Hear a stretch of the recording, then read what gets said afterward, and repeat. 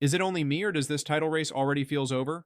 Because the way Liverpool is playing on a different level compared to any teams in the Premier League, and not only in the Premier League, but in the world, as if now Liverpool are the best team in the world, they are the best in almost every department, and there's absolutely no doubt about it. Alright guys, welcome back to the channel.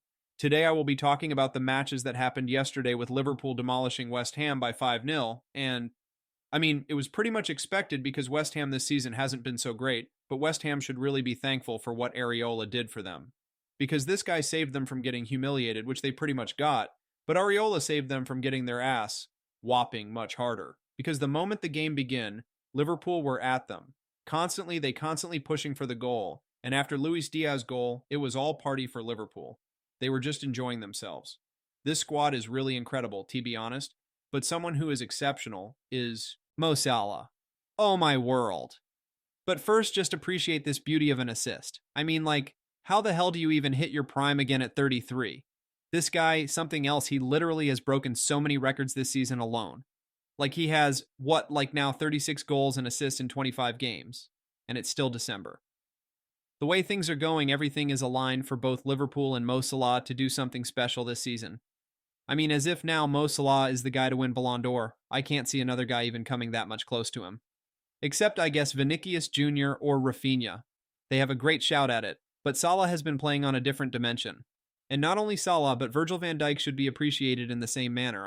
Salah as of now is in front pages, and deservedly so. But so does Van Dijk deserves to be, even though yesterday he didn't need to do that much. But when you consider the entire season so far, he has been excellent for his age and still going strong as of one of best defenders in the world so far, and Liverpool would absolutely regret not renewing this two guys because they can at least give two more quality seasons. Gakpo and Luis Diaz also had great game. They were excellent throughout the game. And best thing about this approach being like dropping Darwin Núñez and having Diaz is the rotation. Because naturally both Gakpo and Luis Diaz are wide wingers. But they can play centrally when Gakpo plays. As center forward, he provides more of physicality and strong aerial presence due to him being so tall, whereas Luis Diaz as center forward provides more of carries, link-ups, and chaos in the final thirds, which is really hard for defender to keep hold of, as they are constantly switching positions if a defender has gotten comfortable with one. Both also scored a goal each, with Trent also hopping on the score sheet, which was great goal with bit more of deflection. But his celebration was something to remember, because as of now, almost every media outlet is saying one thing: Trent to Madrid is almost complete. And Trent doing this celebration of talk more is something to keep in mind for Liverpool fans. Then Jota also scoring an incredible beauty with Mo Salah, registering another assist. Overall great performance from Liverpool. As of now, they are on 45 points, and obviously enjoying the view from top of the table, with Nottingham Forest doing really incredible job, as they are on second spot with 37 points, though Arsenal are still to play their match, so I think they will be on second spot. But for Liverpool, the best part is yet to come, as they will face Manchester United, and the way things are going, there are now more chances of United ending on relegation battle than Liverpool bottling the league, because Manchester United are on 14th spot, just 8 points shy of Leicester City, so United are going to have pretty impossible task ahead of them is to defeat Arne Slot's Liverpool, which at the moment looks like an impossible task. But let's move on to another game with Manchester City. Finally getting a win. This win is something else for Manchester City and their fans, if any. But still, this win really gives them something to now hold on to. But even yesterday against Leicester, they should consider themselves extremely lucky. The amount of chances missed by Leicester were enormous. And Jamie Vardy alone went on to miss not one, but two sitters. So, Leicester should literally be kicking themselves on how did they not get point. But still, a win is a win. And City, as of now, are back to their winning ways. It was great game from them, to be honest, with Savio balling out. And finally, the guy scored. He took mission 07 to seriously, and why trying to chase 0026.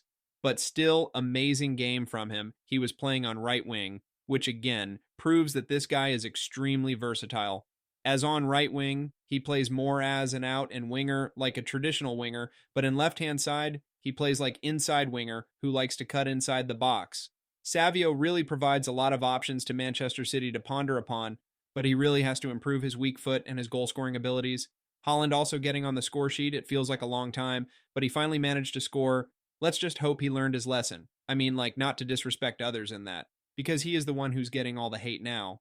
but still, I likes his game a lot. And for the people who say Haaland does nothing but finish or score tap-ins, needs to watch City matches, with addition to having some sense of ball knowledge because he creates spaces for others as he pegs the back line. Plus, there's always two defenders on him, but still, he was dropping deep, collecting the ball, linking up well, and even creating some great chances all by himself. So great game from Haaland. Overall, good game from Manchester City, though. They still need signing on, which I have made a video on. So if you're interested, check that out also. But the clear issue being consistency and performance, they are able to start great, though eventually they fade away, like they look exhausted. I mean, they have a bit of aging squad. Still, Leicester were on them throughout the second half. They barely survived. Pep Guardiola needs to make subs as when necessary, which I know he doesn't like at all. But look how great it worked today. Like James McAtee getting on and putting on an incredible performance. Like the skill he did to create a space for himself, which eventually led to Haaland's goal, was incredible. He was helping a lot in final thirds, and he really looked like an upgrade over Foden because as of now, what the fuck has happened to Phil Foden? How does a player diminish so badly? I mean, it wasn't that bad of a game, but when I used to see this guy, it felt like watching magic. But now, this shit fucking tragic.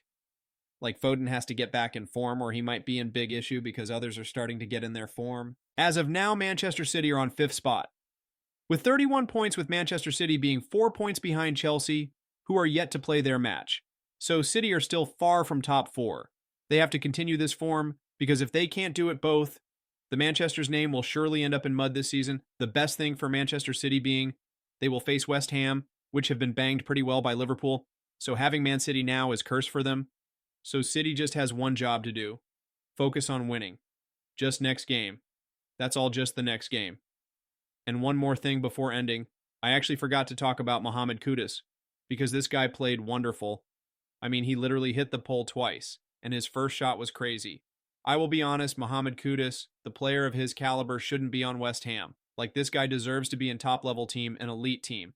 And why do I feel like he would be a perfect Mohamed Salah's replacement? Just a thought? So that's it for today, guys. Make sure to like the video and subscribe the channel. That would help a lot, and thank you for watching the video.